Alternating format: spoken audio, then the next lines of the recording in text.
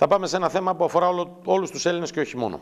Σίγουρα είναι ένα θέμα πάρα πολύ σημαντικό, ιστορικό θέμα. Πρέπει κάποια στιγμή να μάθουμε την αλήθεια. Είναι το πόρισμα του φακέλου της Κύπρου. Εδώ απλά δίνουμε το έναυσμα, διότι θα ακολουθήσουν και άλλες εκπομπές από τον Νίκο τον Σκαρλάτου που έχει γνώσεις. Και εδώ μπροστά μου έχει φέρει, τώρα εσείς δεν μπορείτε, γιατί είναι αυτό το άσπρο, το οποίο δεν είναι ευδιάκριτο, που καίει, όπως λέμε στην τηλεόραση, Κυπριακή Δημοκρατία, Κοινοβουλευτική Επιτροπή για το φάκελο της Κύπρου, προσχέδιο πορίσματος για την αποκλειστική χρήση των μελών του σώματος. Και είναι πολυσέλιδο και θα πάω καταρχάς να καλωσορίσω τον συνταγματάρχη εν αποστρατεία, τον κύριο Νίκο Σκαρλάτο, που τον ευχαριστώ και για την υπομονή που έδειξε. Έτσι, να είναι εδώ στην εκπομπή. Κύριε Σκαρλάτο, καλώς ήρθατε. Είναι ένα πολύ σημαντικό θέμα το οποίο θα το συνεχίσουμε, έτσι, και ευχαριστώ που αφιερώνετε χρόνο για να είστε εδώ, για να δούμε ακριβώς τι γίνεται. Υπάρχει πόρισμα, για να καταλάβουμε, στην Κυπριακή Βουλή για το τι σπταίει για την διχοτόμηση της Κύπρου με την εισβολή του Αττήλα το 1974. Τι ακριβώς σημαίνει? Μετά από 36 χρόνια πάσαμε να συντάξουμε ένα πόρισμα. Έχει αρκετές αλήθειες μέσα, αλλά έχει πολλά ακόμα σκοτεινά σημεία που θέλουν διελεύκαση, διότι περισσότερο μοιάζει για έκθεση ιδεών και λιγότερο για πόρισμα, διότι έχει, λέει, την ευθύνη η Επιτροπή να διερευνήσει γεγονότα όπως τα διαβάζω, τα οποία έλαβαν χώρα στην πατρίδα μας και τα οποία οδήγησαν στο πραξικόπημα της 15ης Ιουλίου και την τουρκική εισβολή της 20ης Ιουλίου 1974.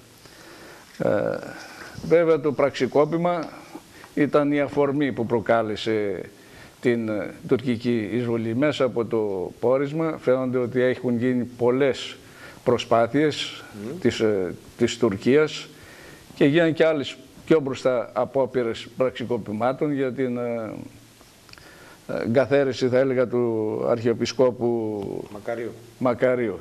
Είναι γνωστό ότι και για τη μεγάλη υπερδύναμη ο Μακάριος αποτελούσε το μαύρο πρόβατο. Για την Αμερική εννοείται? Για την Αμερική. Και για την Αγγλία. Και για την Αγγλία ίσως λιγότερο, περισσότερο όμως για την Αμερική, η οποία σε μια περίοδο έντονου ανταγωνισμού μεταξύ των δύο υπερδυνάμεων Αγγλίας και Ρωσίας την περίοδο εκείνη έβλεπαν τον Μακάριο στον κάστρο της Μεσογείου. Βέβαια και ο Μακάριος δεν ήταν πολιτικός και δεν μπόρεσε να ταυτίσει, να έχει τη διορατικότητα ώστε να ταυτίσει τα συμφέροντα του κυπριακού ελληνισμού με τα συμφέροντα της μεγάλης υπερδύναμης και των άλλων μεγάλων δυνάμεων, όπως έκανε ο Ελευθέριος Βενιζέλος. Δεν είναι βέβαια και τυχαίο, όπως έλεγε και ο Νεοκλής ο Σαρής σε μια συνέντευξη του παρακολούθησα, ότι οι Τούρκοι μετά τις συνθήκες της Ζηρίχης και του Λονδίνου δέχτηκαν επικεφαλής έναν ιερωμένο του νεοσύστατου αυτού ελληνικού κράτους, θέλοντας να δώσουν ένα συμβολισμό κατά το πρότυπο της Οθωμανικής Αυτοκρατορίας. Να ένας κληρικός δηλαδή μπροστά, ας πούμε. Ναι, βέβαια. Και φυσικά και αυτές οι συνθήκες Ζηρίχης και Λονδίνου είχαν τις δικές τους αδυναμίες. Αναγνώρισαν πρώτα-πρώτα την μειονότητα, την τουρκικο-κυπριακή, την αναγνώρισαν ως κοινότητα και ποτέ οι Τούρκοι ήθελαν να δώσουν το διαχωρισμό όχι Ελληνοκυπρίων και Τουρκοκυπρίων, αλλά τους Ελληνοκύπριους τους αποκαλούν Ρουμ Κυπρίς, δηλαδή θέλουν να δώσουν το διαχωρισμό δύο κοινοτήτων, θρησκευτικών κοινοτήτων, η μία χριστιανική κοινότητα κατά το πρότυπο της παλιάς Βυζαντινής Αυτοκρατορίας, γι' αυτό τους συνεχίζουν και ακόμα και σήμερα να τους αποκαλούν Ελληνοκύπριους και ο Ιουνάν Κυπρίς Ελληνοκύπριους. Μάλιστα. Τώρα, διαβάζω μέσα εδώ, έχει κεφάλαια, όπως το έχετε, αποχώρηση ελληνικής μεραρχίας, για παράδειγμα. Παρακάτω, για το θάνατο του Γρίβα, επίσης γίνεται αναφορά. Γίνεται αναφορά για την επιστολή του Μακαρίου προς τον Γκυζίκη, έτσι, στη μεταπολίτευση. Ναι, βέβαια. Πρόσωπα καταδεικνύει μέσα, δίδει λόγοι, λέει, και αίτια που οδήγησαν στο πραξικόπημα, ας πούμε, για παράδειγμα. Αναφέρονται συγκεκριμένα πρόσωπα. Αναφέρονται και πρόσωπα, όπως τις αποφάσεις που έπαιρναν από το Γενικό Επιτελείο. Οι συνομιλίες στον Εύρο, για παράδειγμα, διαβάζω, έτσι. Και οι συνομιλίες στον Εύρο που προηγήθηκαν τον Νοέμβριο του 1967 και για την αποχώρηση της ελληνικής μεραρχίας, όπου μέσα από το πόρισμα διαφαίνεται ότι υπεύθυνος κυρίως ήταν ο Γρίβας. Προς τα εκεί κατευθύνονται τα συμπεράσματα, ναι. Ότι ο ίδιος από μόνος του ανέλαβε εκείνες τις επιχειρήσεις στην Κοφίνου, ναι. Θέλοντας να απαλλάξει την περιοχή αυτή από το τουρκοκυπριακό στοιχείο που βρίσκονταν ανάμεσα σε δύο σημαντικά αστικά κέντρα της Κύπρου. Για ποια χρονιά μιλάμε τώρα? Μιλάμε για τα γεγονότα του 63-64.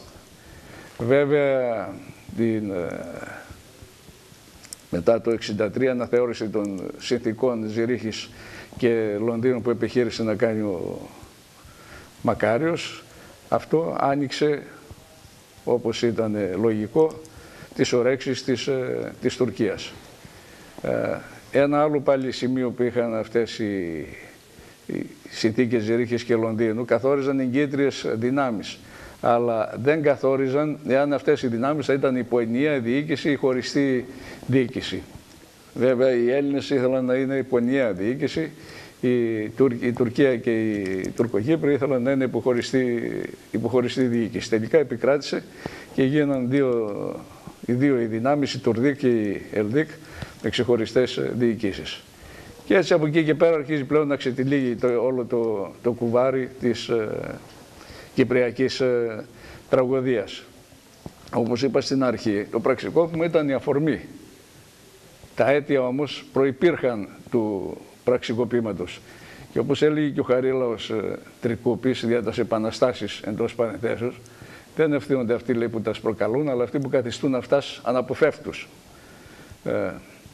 Προηγήθηκαν πολλά γεγονότα. Και την περίοδο του 1963, δεν μην ξεχνάμε και τα Ιουλιανά που οδήγησαν τελικά στην 21η Απριλίου. Και το Κυπριακό επίσης συνδέεται άμεσα και με τα γεγονότα στην ευρύτερη περιοχή της Μέσης Ανατολής. Είναι όμως, ανακοινήθηκε αυτό το θέμα και άκερα σε μια περίοδο αμέσως μετά τον εμφύλιο πόλεμο, που η Ελλάδα ήταν ουσιαστικά ανέτοιμη να αντιμετωπίσει αυτό το εθνικό θέμα μετά την καταστροφή του εμφυλίου πολέμου. Βέβαια υπήρχε και τα υπολείμματα αυτού του εμφυλίου, τα οποία κράτησαν για μια γενιά ολόκληρη. Τα αριστερή, δεξιή και λοιπά. Αυτά τα ζήσαμε, τα βιώσαμε μέχρι σχεδόν τη δεκαετία του 70. Η Ελλάδα, λοιπόν, η Ελλάδα επειδή δεν ήταν έτοιμη, γι' αυτό και ο Πλαστήρας τότε δεν δέχτηκε τα αποτελέσματα του δημοψηφίσματος του 50. Και το δημοψήφισμα αυτό το 50 επί Πλαστήρα. Το ξεκίνησαν φυσικά από έναν πατριωτισμό, θα έλεγα, ο οποίος δεν στηρίζονταν πάνω στη βάση της ισχύως. Αμέσως μετά τον Πρώτο Παγκόσμιο Πόλεμο, επειδή και οι Άγγλοι είχαν δώσει υποσχέσεις για αυτοδιάθεση, υπήρχε φυσικά και το νέο δόγμα των Ηνωμένων Εθνών περί αυτοδιάθεσης των λαών. Αυτό άνοιξε τις ορέξεις της ελληνοκυπριακής πλευράς. Προηγήθηκαν όμως και αυτονομιστικές τάσεις της τουρκοκυπριακής πλευράς πολύ νωρίτερα του αγώνα της ΕΟΚΑ. Αυτά δεν ελήφθηκαν, υποτιμήθηκε η τουρκική πλευρά από την ελληνική και οι βλέψεις, και γι' αυτό ακριβώς φτάσαμε εδώ που φτάσαμε. Και όποιος λέει ένας Κινέζος φιλόσοφος υποτιμά τον αντίπαλό του, είναι σίγουρο ότι σε κάθε πόλεμο θα υφίσταται και μια ήττα. Αυτό πραγματικά είναι πολύ διαχρονικό, ποτέ δεν πρέπει να υποτιμούμε αντιπάλους. Αυτά τα πρακτικά τώρα του Ελληνικού Κοινοβουλίου, δεν ξέρω, αυτό είχαμε πει και εκτός αέρα προηγουμένως αυτό με τον κύριο Σκαρλάτο. Η Ελληνική Βουλή έδωσε ποτέ πόρισμα για το τι στέγη για το φάκελο της Κύπρου? Εγώ δεν έχω υπόψη μου, αλλά δεν εκλήθησαν να καταθέσουν και άτομα τα οποία συμμετείχαν. Άκουσα και συζητήσεις που γίνανε και στην Κυπριακή τηλεόραση, που δεν εκλήθησαν πρωταγωνιστές των γεγονότων να καταθέσουν.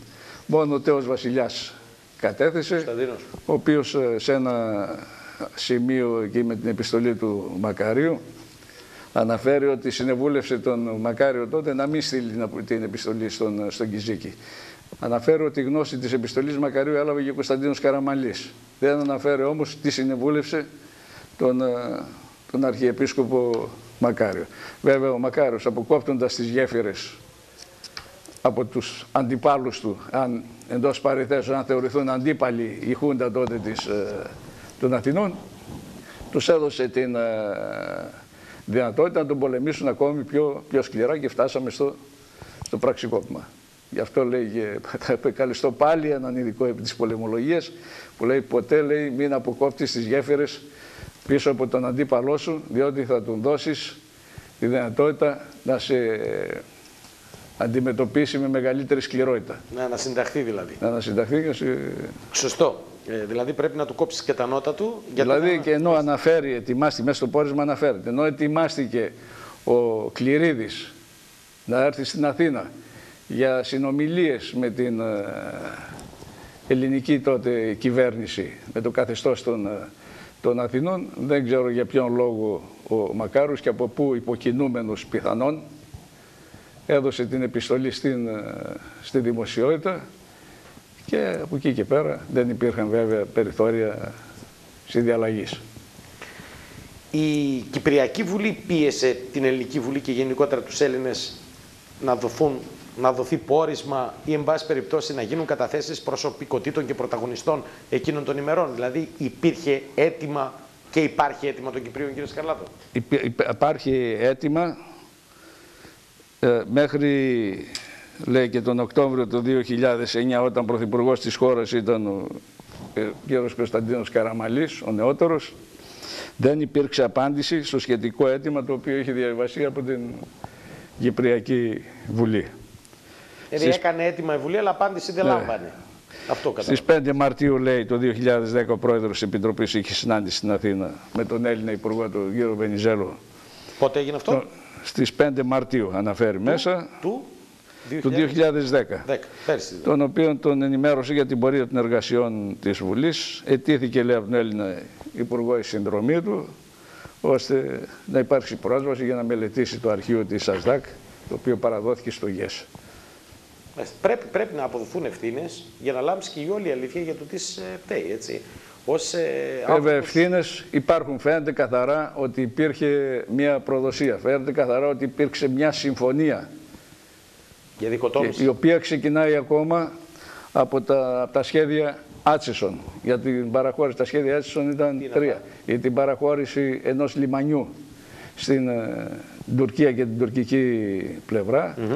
Το άλλο προέβλεπε την παραχώρηση μιας από τις αγγλικές βάσεις στην Τουρκία με απόλυτη κυριαρχία. Και το τελευταίο ήταν αυτό το οποίο παραχωρούσε την Καρπασία για τα 50 χρόνια με αντάλλαγμα την ένωση της υπόλοιπης Κύπρου με την Ελλάδα. Βέβαια, μέσα η μεγάλη υπερδύναμη την περίοδο εκείνη και λόγω της έντασης του ψυχρού πολέμου ήθελε το Κυπριακό να λυθεί μέσα στα πλαίσια του ΝΑΤΟ. Φαινομενικά ήταν μια διχοτομική ουσιαστικά λύση. Βέβαια, τα ποσοστά ήταν ανάλογα με τα πληθυσμιακά. Φυσικά η ιδέα δηλαδή, ήταν προμελετημένη μια διχοτόμηση να πάει το βόρειο κομμάτι στην Τουρκία, να έρθει το υπόλοιπο κομμάτι της Κύπρου στην Ελλάδα. Υπήρξαν, όπως αναφέρεται, και πολλές λύσεις. Ήταν να γίνουν 8 περιφέρειες, οι 2 εκ των 8 να ελέγχονται από τους, 6 περιφέρειες, οι 2 να ελέγχονται από τους Τουρκοκύπρους, να είναι με Τούρκους επάρχους, με Τούρκους διοικητές. Υπήρξαν πολλές συζητήσεις οι οποίες απορρίπτονταν και από τον Μακάριο, άλλες από την ελληνική κυβέρνηση. Ουσιαστικά όμως εγώ, κατά την προσωπική μου άποψη, εκτιμώ ότι οι συμφωνίες Ζηρίχης και Λονδίνου, παρά τα μειονεκτήματά τους που είχαν, έδιναν μια λύση συμφέρουσα στον ελληνισμό και μπορούσαν, εάν δεν γινόταν με τον άκομψο αυτόν τον τρόπο που επιχείρησε να κάνει την αναθεώρηση ο Μακάριος των συνθήκων Ζηρίχης και Λονδίνου, πιθανόν μπορούσαν να υπάρξουν και οι βελτιώσεις. Βέβαια, Σε αυτό συνηγόρησαν, δεν είναι αυτοί μόνο ο Μακάριος, συνηγόρησαν και άλλοι παράγοντες εθνικιστικοί, οι οποίοι δημιούργησαν τα γνωστά επεισόδια της Σκοφίνου. Για αυτά τα επεισόδια βέβαια στα κόκκινα του 63-64 έχουμε επεισόδια, έχουμε τα επεισόδια αργότερα του 67 στην Κοφίνου. Και έρχεται πλέον μια ρήξη στις σχέσεις μεταξύ των δύο κοινοτήτων. Οι Τουρκοκύπροι αποσύρονται στους γνωστούς θύλακες και προετοιμάζουν ουσιαστικά το έδαφος, και φαίνεται αυτό από μια πρώτη ιδέα, μια εικόνα που θα δει κάποιος με το χάρτη των τουρκοκυπριακών θυλάκων, το πώς ήταν διαμορφωμένοι, ότι ποιος θα ήταν και ο χώρος της απόβασης και ποιος ήταν ο στόχος. Ο στόχος ήταν να ενώσουν την Κυρίνια με το τουρκικό θύλακα της Λευκωσίας. Κατά την άποψή σας, γιατί δεν δίνονται αυτά τα πρακτικά για να μην αποδοθούν ευθύνες σε προσωπικότητες που σηματοδότησαν γενικότερα την νεότερη? Δεν ξέρω γιατί μετά από παρέλευση τόσων ετών, 37 έτη συμπληρώνονται, αυτά τα πράγματα δεν δίνονται στη δημοσιότητα και δεν αποδίδονται ευθύνες. Εγώ προσωπικά, ο οποίος συμμετείχα σε αυτά τα γεγονότα, θα ήθελα να ξεκαθαρίσει, και οι νεκροί οπωσδήποτε θα ζητούσαν και αυτοί μια δικαίωση. Διότι εκτιμώ, και όπως φαίνεται μέσα από το πόρισμα, παρά το ότι υπήρξαν αδυναμίες, και οι αδυναμίες δεν οφείλονταν στους υπηρετούντες, ούτε είτε κληρωτούς στρατιώτες είτε τους αξιωματικούς που υπήρχαν εκεί πέρα, αλλά στο γενικό πολιτικό κλίμα το οποίο επικράτησε την περίοδο εκείνη. Τις αποφάσεις τις παίρνουν οι πολιτικές ηγεσίες και οι στρατοί είναι τα όργανα τους. Δεν είχαν γίνει ούτε ασκήσεις συνεργασίας μεταξύ των διαφόρων όπλων. Μάλιστα, και γίνεται και μια αναφορά. Εγώ προθυμοποιήθηκα όταν και έστειλα στο σύνδεσμο του 286, έναν σύνδεσμο εφέδρων πολεμιστών που έγραψε ένα βιβλίο, έστειλα την έκθεση την οποία γράψαμε αμέσως μετά τα γεγονότα.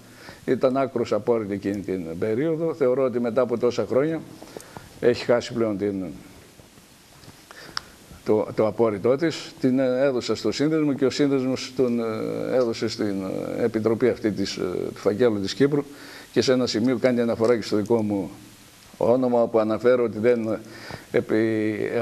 οι έφεδροι αξιωματικοί δεν μπορούσαν να ανταποκριθούν πλήρως στα καθήκοντα των αξιωματικού παρατηρητού και δεν επιτέχθη συνεργασία μεταξύ των όπλων. Ήταν λογικό, εφόσον δεν υπήρξαν ασκήσεις συνεργασίας μεταξύ των όπλων μέσα στο νησί. Λόγω της καταστάσεως εκεί της ΕΟΚΑ Β και όλων των γεγονότων, δεν μπορούσαν να μετακινηθούν φυσικά εκείνη την περίοδο και μονάδες για να γίνουν και ασκήσεις. Και ήταν ένα είδος, έτσι θα το έλεγα, πολυτελείας, αφού ο πολύς ο κόσμος δεν γνωρίζει ότι παράλληλα μετά την ΕΟΚΑ ο Μακάριος ίδρυσε το εφεδρικό σώμα. Ήταν ένα σώμα ανεξάρτητο, μια προσωπική φρουρά προεδρική, που ήταν κάτι το τελείως ξεχωριστό από την αστυνομία του κράτους. Στόχος αυτού του εφεδρικού ήταν η προστασία του Αρχιεπισκόπου μετά τις αλλεπάλληλες απόπειρες που έγιναν κατά της ζωής του. Υπήρχαν όμως, για να κατανοήσουμε τα ιστορικά γεγονότα, λέει και ο Πλούταρχος, θα πρέπει να αναλύσουμε και τους πρωταγωνιστές. Αυτό δεν το κάνει το πόρισμα. Δεν αναλύει ποιος ήταν ο Γρίβας, ποιος ήταν ο Μακάριος, ποιοι ήταν στην Αθήνα, ποιοι δεν ήταν,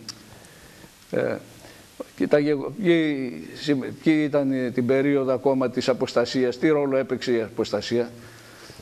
Εγώ προσωπικά, ακόμα και απλοί άνθρωποι, καταλάβαιναν εκείνη την περίοδο τα πράγματα πήγαιναν σε μια κατάσταση απώλειας ελληνικών εδαφών.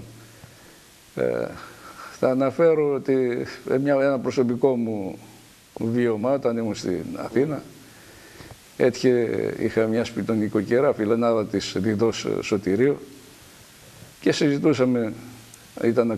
Καταγόταν από τη Σμύρνη και είχε έτσι πολλές φορές ανοίγαμε ιστορίες για το θέμα της μικρασιατικής καταστροφής.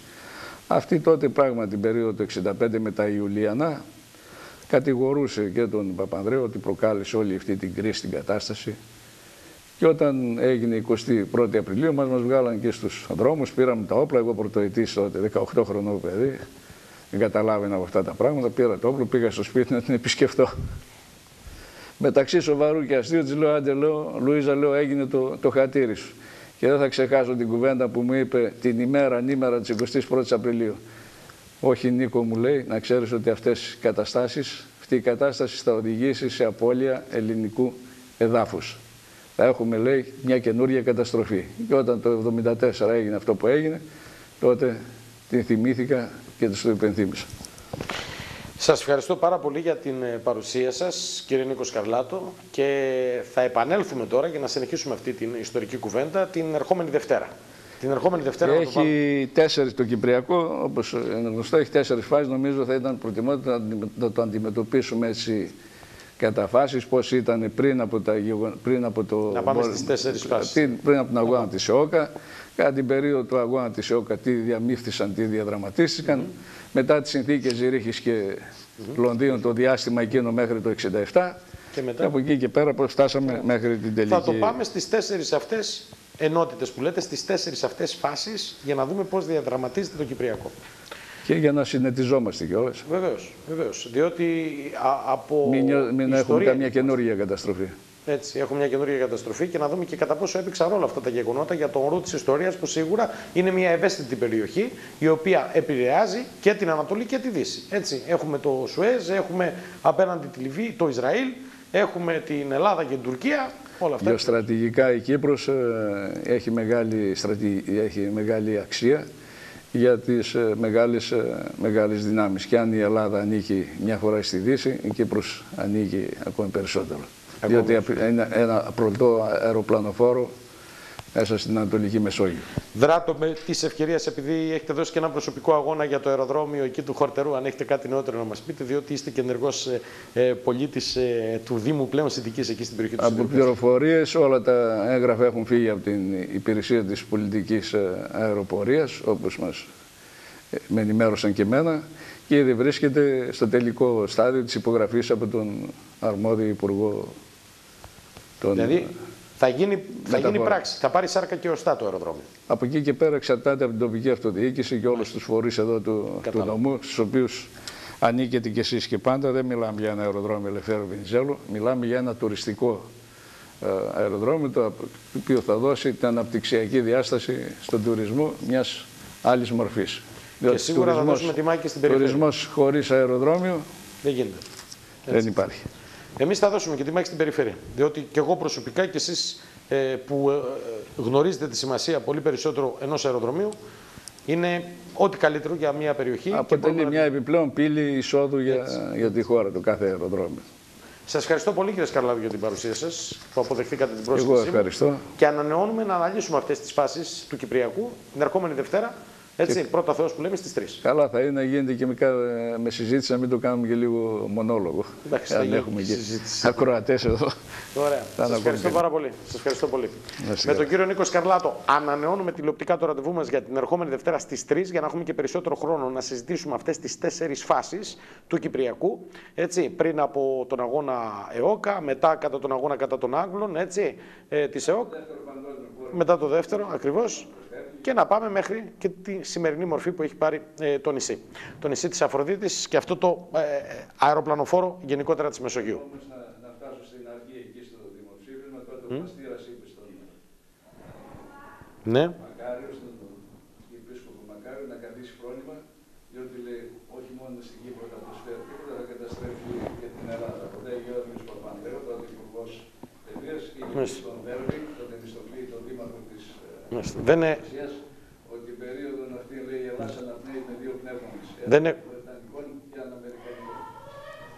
Δεν έχουμε, όπως βλέπετε, σας έχουν βγάλει από τον αέρα, έτσι, και φωνάζουν κιόλα και οδύρονται τώρα μέσα. Έτσι. Παρακαλώ να είναι και πιο ήρεμοι γενικότερα. Σας ευχαριστώ που μας παρακολουθήσατε. Να είστε όλοι καλά. Καλό απόγευμα σε όλους.